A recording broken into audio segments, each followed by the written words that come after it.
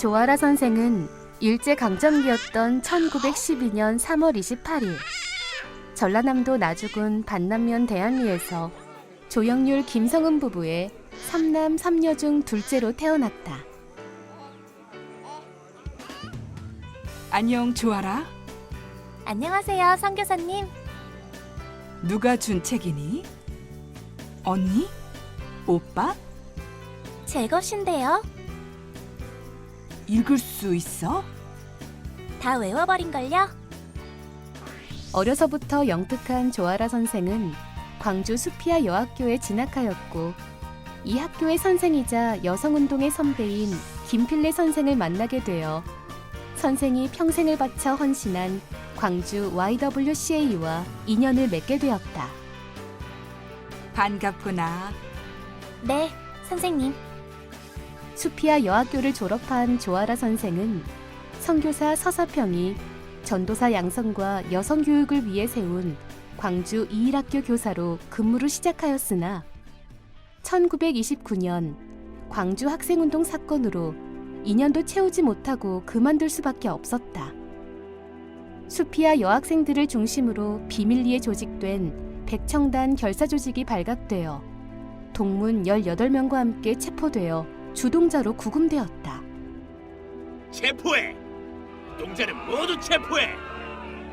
식민 통치는 무자비한 탄압 정치를 강화하면서 신사참배, 창씨 개명을 거부한 이유로 1937년 수피아 여학교를 폐교시키고 말았다. 1922년 4월 한국 YWCA가 창립되고 전국에서 최초로 1922년 11월에 광주 YWCA가 설립되었지만 일제의 모진 탄압으로 광주 YWCA도 1938년 폐쇄되었다. 조아라 선생은 일제강점기에 폐교된 수피아 여학교 재건에 나섰고 1945년 12월 마침내 수피아 여학교는 김필래 선생님을 교장으로 모시고 다시 문을 열 수 있었다. 1945년 9월 금동 금정교회 부속 유치원에서 조아라 선생 등의 발의로 광주 YWCA 재건이 만장일치로 가결되어 1947년 조아라 선생이 총무를 맡아 광주 YWCA의 두 번째 시대가 열리게 된다. 이후 여성의 문맹퇴치 운동과 농촌 계몽 운동을 하였다. 이는 역사와 민족에 대한 책임적 존재로서 광주 YWCA 여성운동의 원동력이 되었다. 교육은 꼭 필요합니다. 민족의식을 높이기 위해 모두 배워야 합니다. 그리고 가장 처참했던 6.25 전쟁 이후 여성들의 힘을 강조한 조아라 선생은 전쟁으로 남편을 잃은 여성들과 고아들을 정성껏 돌보며 성빈 여사를 설립하고 이듬해에는 3년제 야간 중학교 과정인 호남 여숙을 설립하였다.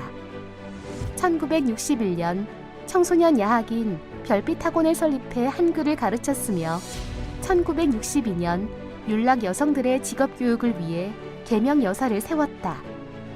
그렇게 조아라 선생과 함께 광주 YWCA는 광주 지역 여성운동의 중심이 되었다.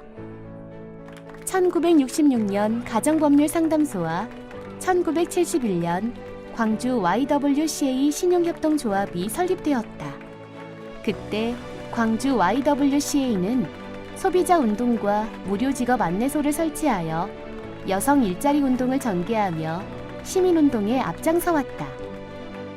1974년 민청 학년 사건으로 긴급조치 4호가 발동되어 민주화운동 탄압이 고조될 당시 조아라 선생은 1974년 10월 매주 목요일 기독교 단체와 연대하여 긴급조치 위반으로 수감된 수감자들을 위한 목요 기도회를 시작했으며 광주 YWCA는 민중논단을 개설하고 시대 상황에 맞는 민주인사를 초청하여 사회의식을 고취하였다. 이는 광주 YWCA가 사회불의의 항거, 민주화에 동참하는 민중기독운동의 시초가 되었다. 5.18 광주 민중항쟁 당시 광주 YWCA는 시민군들이 집결한 민중항쟁의 중심부였다. 5.18 당시 수습대책위원으로 활동한 조아라 선생과 이해신 총무는 계엄군의 만행에 항의하며 항쟁 기간 내내 시민들의 곁을 지켰다. 모조리 체포해! 조아라 선생은 결국 내란 음모죄로 계엄군에게 끌려갔다. 그럼에도 조아라 선생은 늘 정의를 위해 당당하게 불의에 맞섰다. 우리 광주 시민들이 군인들의 총칼에 죽고 부상당한 것도 억울하다. 이 모든 사건은 저지른 사람, 만든 사람이 있다고 믿는다. 또한 하나님과 역사가 기억을 하고 있으니 언젠가 전부 드러날 것이다. 우리가 억울하게 죽고 부상당한 것도 억울한데 우리는 아무런 죄가 없고 누군가 불을 질러놨기에 그 불을 끌어 들어간 사람이다. 그런데 이 나라의 법은 어떻게 된 법이기에 방화범은 안 잡고 불 끌어간 선의의 사람들을 데려다가 이렇게 죄인 취급하는지 그것이 의아스럽다. 내란 음모죄로 징역 6개월을 선고한다. 이때부터 민주화운동의 데모이자 광주의 어머니로 불리기 시작하였다. 1983년 광주 YWCA 건축위원장으로서 독일 EZE, 스위스 WCC, 미국 LCC를 순회하여 모금운동을 펼쳤다. 이 건축을 위하여 광주 YWCA 회원은 물론 전국 YWCA 회원들도 적극 참여하였다. 하나님의 뜻이 이루어지게 하소서. 그리고 평생을 여성, 인권, 민주화 운동에 힘쓴 그녀의 마지막 소원은 평화 통일이었다. 주님, 통일이 되게 해주소서. 1992년 9월 분단 이후 처음으로 평양에서 제3차 아시아의 평화와 여성의 역할이란 제목으로 평화 토론회가 열렸다. 남북 여성 평양 토론회에 한국 여성 대표들과 함께 참석한 조아라 선생은 87세에 역사의 부름에 답하며 통일을 위해 노력하였다. 티 없이 결백하다는 뜻의 소심당. 그녀는 자신의 이름 앞에 붙은 호처럼 한결같이 사회적 약자와 소외된 이웃들 곁에서 평생을 함께했다. 병상에서도 끝까지 나라와 민족을 위해 기도하였으며 정의와 평화를 위해 평생을 바쳐온 소심당 조아라 선생은 2003년 7월 8일 92세를 일기로 소천하여 민주사회장으로 치렀다.